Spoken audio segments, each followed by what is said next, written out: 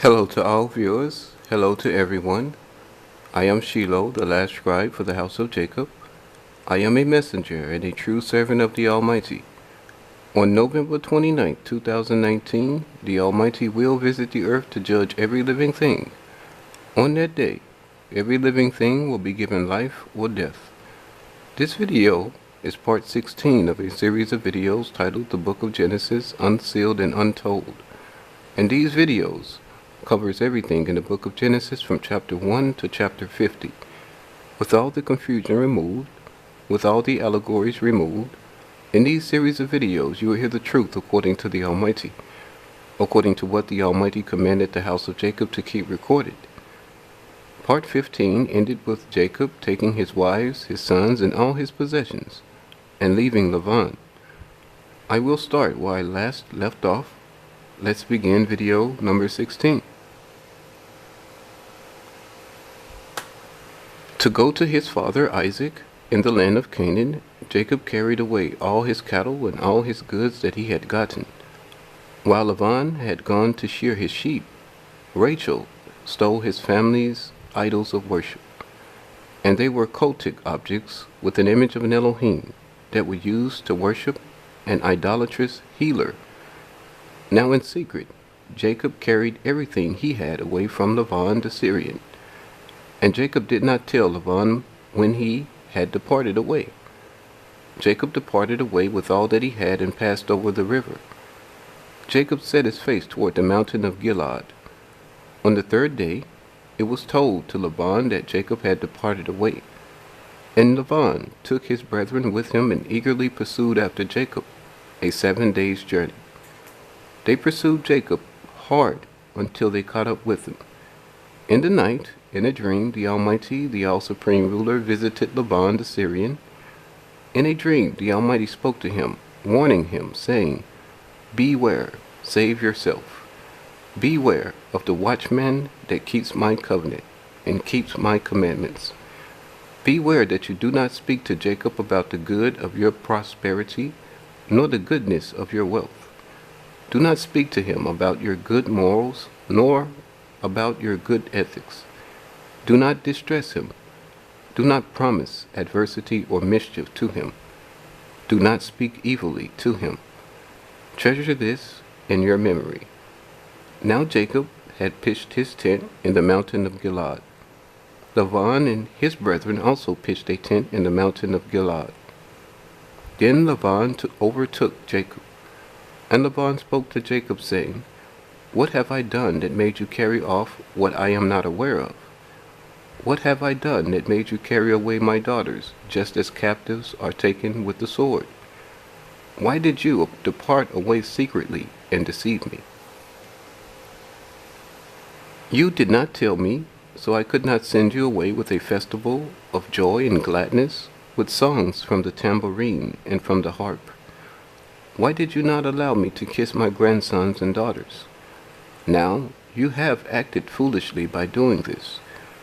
It is in the power of my hand to hurt you and harm you. But the Almighty, the all-supreme ruler of your father, spoke to me last night, saying, 'Beware, save yourself. Do not declare to Jacob good things or bad things. I know you want to be gone. You very much want to be at your father's house. But why have you stolen my family idols? Why have you carried off my family's Elohim?'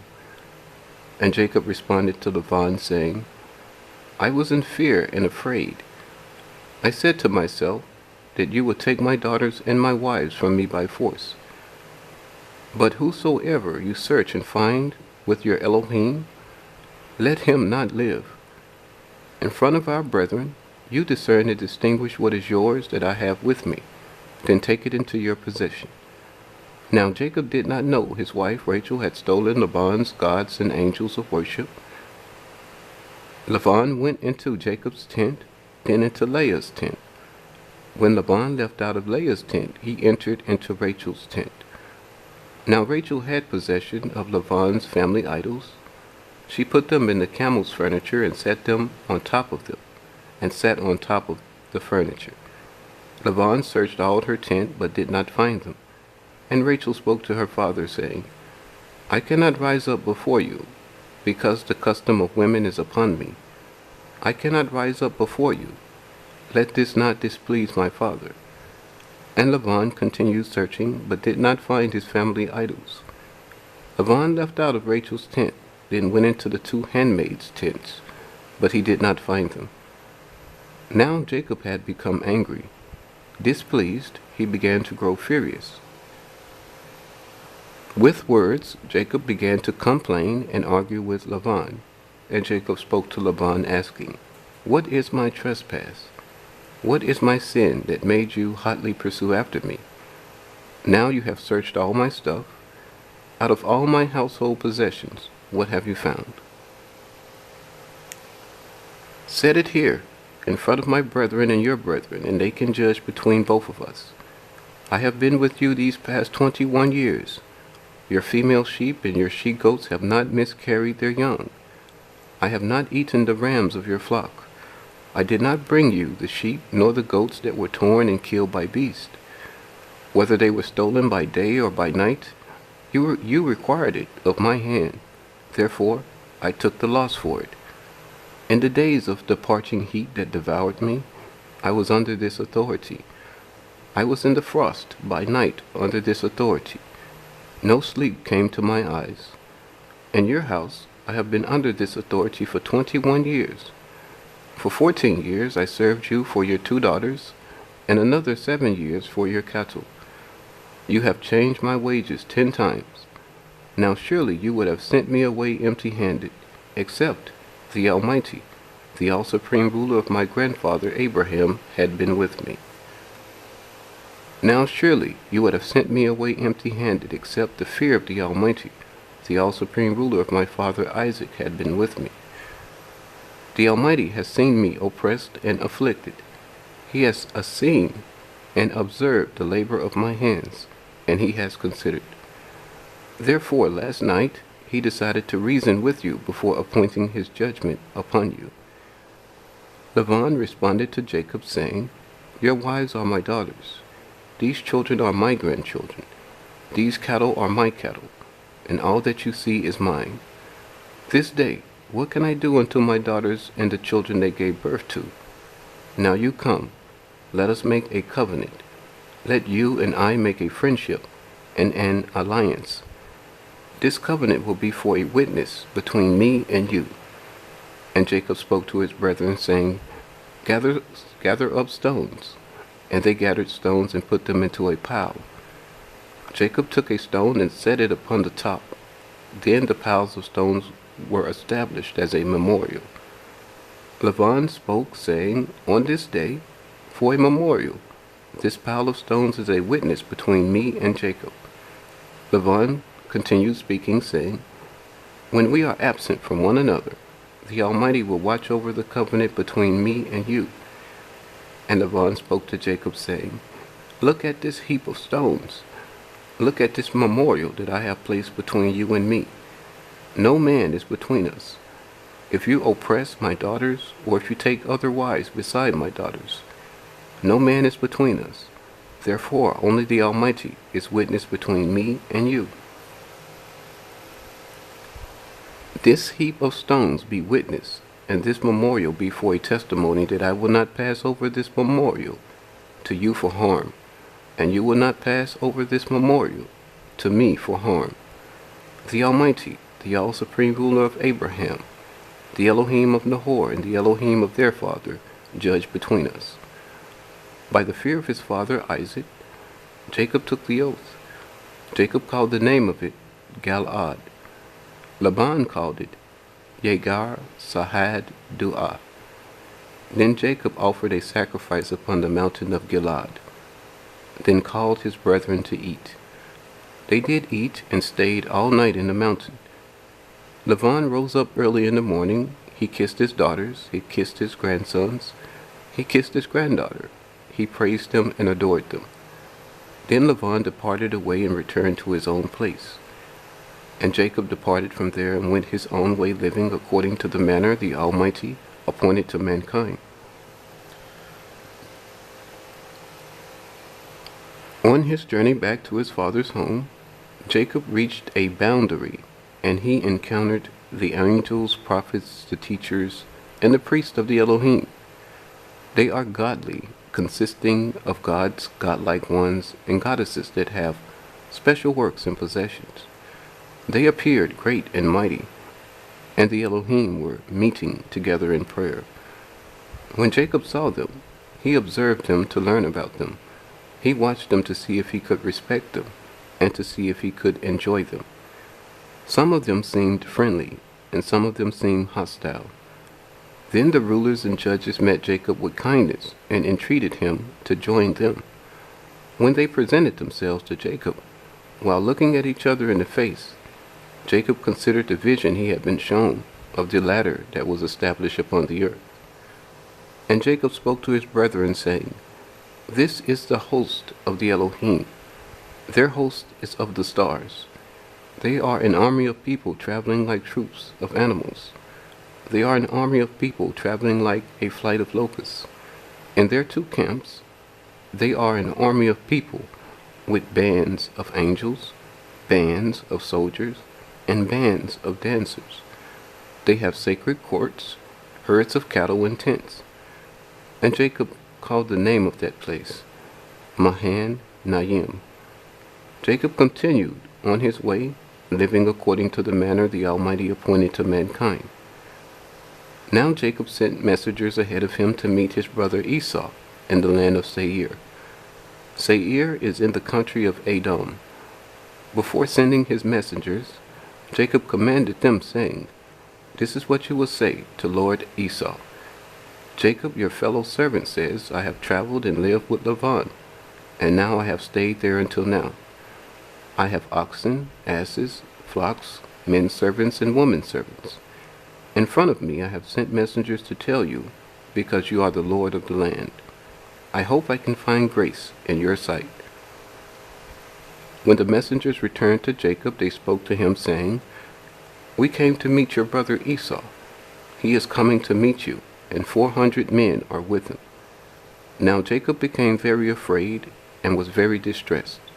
So he divided his people and the people that were with him, and he divided them, the flocks, the herds, and the camel, into two separate bodies.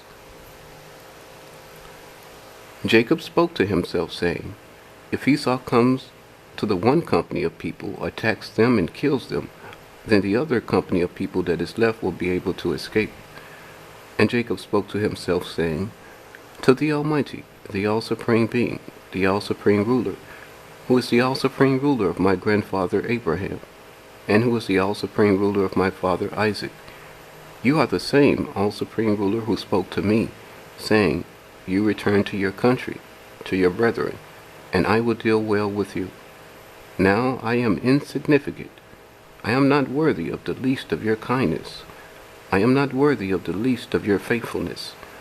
I am not worthy of the least of your goodness and mercy. I am not worthy of all the knowledge, all the stability, all the divine instruction, and all the truth that you have shown unto me, your servant, your worshipper. I passed over this descending river, this Jordan, and now I have become two companies of people. I pray and hope you will save me. I pray and hope you will deliver me from sin and guilt. I pray and hope you will deliver me from the troubles of enemies. Because I fear him, I pray and hope you will deliver me from the hand of my brother, from the hand of Esau. Unless he comes, attacks me, kills me. Unless he comes, attacks these mothers with children, then kills them. You, O Almighty, spoke to me. You promised me, saying, I have accepted you. I will cause you to do what is right. I will be very kind and very good to you. I will cause you to be very happy and successful. In great number I will make the descendants of your posterity, who are of moral quality, like the sand of the sea. They will not be numbered because of their multitude. That same night Jacob rested there, and he took that which came to his hand for a gift to his brother Esau. It was 200 she-goats, 20 he-goats, 200 female lambs, and 20 rams, 30 nursing camels with their colts, 40 cows, 10 bulls, 20 she-asses, and 10 donkeys. And Jacob delivered every group from the herd by themselves into the hands of his servants.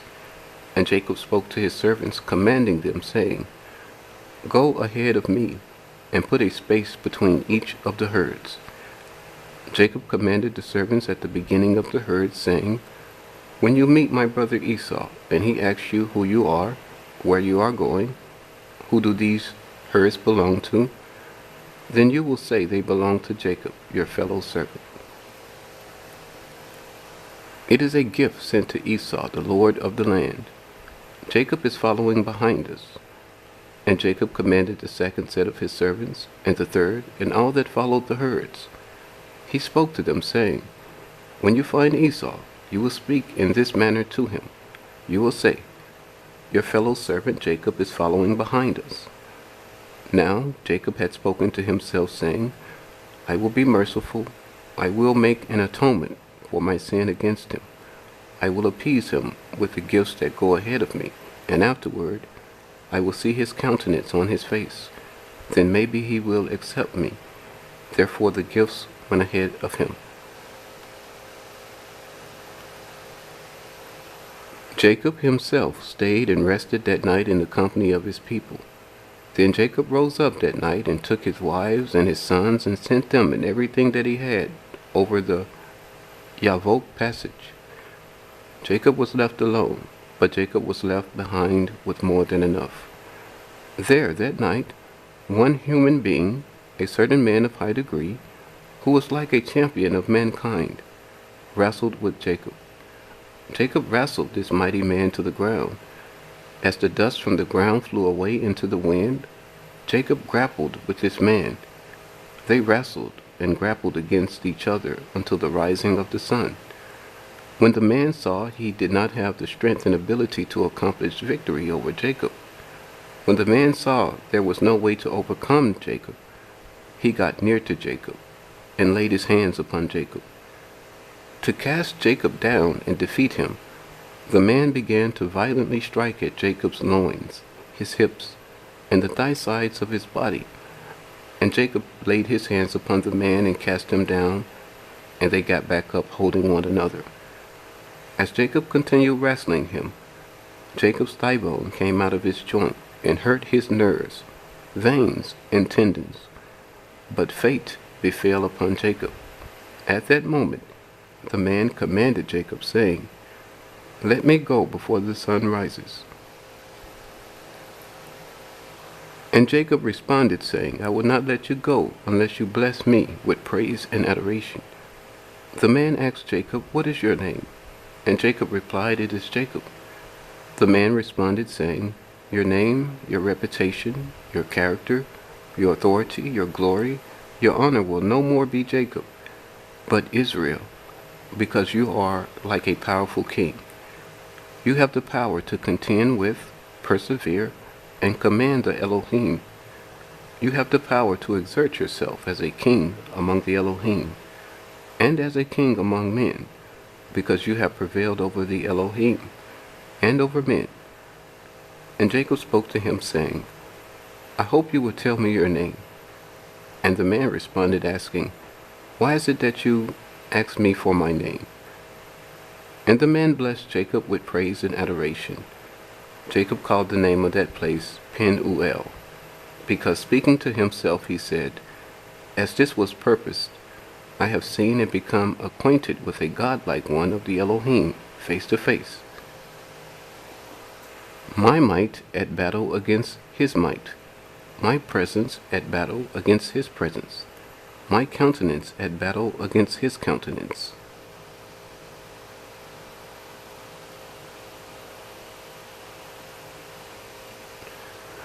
My person at battle against his person, my sight at battle against his sight, and my life is preserved.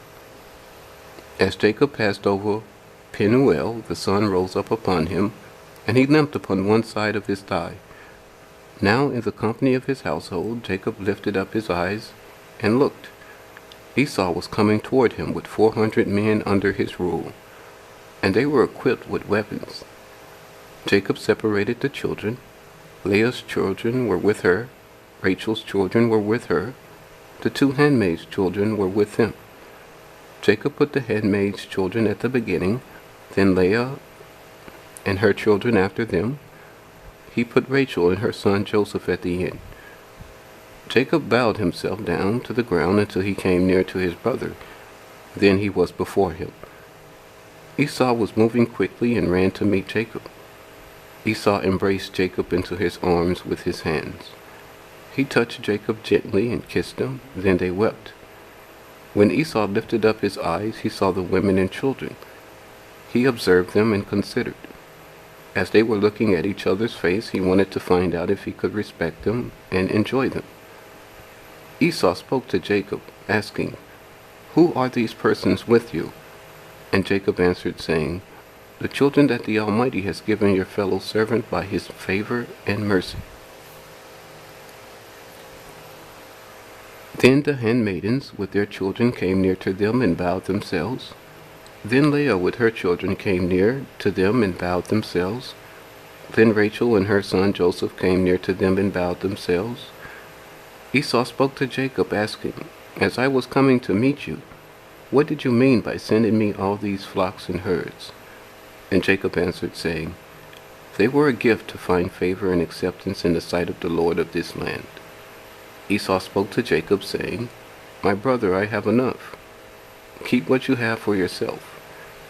Now Jacob responded by saying, "No. Now if I have found favor and acceptance in your sight, then by my hand I pray that you receive my present." To see joy on your face, to see you pleased with me, would be as though I had seen the joy on the face of the Almighty, and he was pleased with me. So I pray that you take the blessing I have brought you. I hope that you will take the praise and adoration I have brought you, because the Almighty has been merciful to me, and has dealt with me according to his kindness. Also, I have enough. And Jacob continued to urge Esau. Then Esau took possession of Jacob's gifts. Esau spoke to Jacob, saying, "Let us take our journey, let us go together, and I will go ahead of you." Jacob responded to Esau, saying, "The Lord of the land has experience. You understand that the children are delicate and faint-hearted. You understand that the flocks and herds with their young are with me. You understand that if men overdrive the herds and flocks for one day, they will all die. I hope that the Lord of the land will go on ahead of his fellow servant. I will gently lead myself along the journey according to the pace of the cattle that is ahead of me. Then the children will be able to endure until I come into the land in Seir." Esau spoke to Jacob, saying, "Now let me leave you with some of these men that are with me." And Jacob responded, asking, "Why do I need them? Let me find favor and acceptance in the sight of the Lord of the land." On that day, Esau went back on his way to Seir, and Jacob journeyed to Succoth. There, outside the city, on a piece of land, Jacob built a house for himself and his family. He built booths for his cattle. He built a temple with a court, and Jacob named this place. He called it to be the same name, Succoth. And from there Jacob came to Shiloh. Shiloh is in the land of Canaan. It is a city of excitement, of terror and anguish. It is also called the city of Shechem. Shechem was the son of Hamor. Hamor is the king of the Hivites. And Jacob pitched his tent outside the city. There Jacob bought a flat piece of land with a field for 100 pieces of money from the descendants of Hamor. On this piece of land Jacob appointed officers and deputies. He appointed them to be stationed there. He set up and established an altar there. Jacob called the altar Shaddai, meaning the Almighty. This is the end of part 16 of my video series titled The Book of Genesis, Unsealed and Untold, that covers my manuscript titled The Almighty, the Beginning, His Creation of Mankind, His Promise to Judge Mankind, His War against the Elohim, His New World and His Order. I am Shiloh, the last scribe for the house of Jacob. Watch my videos, follow me, and discover the recorded truth about the Almighty. his power, his glory, his honor, his reputation, his experiences with, and his message to all the individual species of persons on the earth.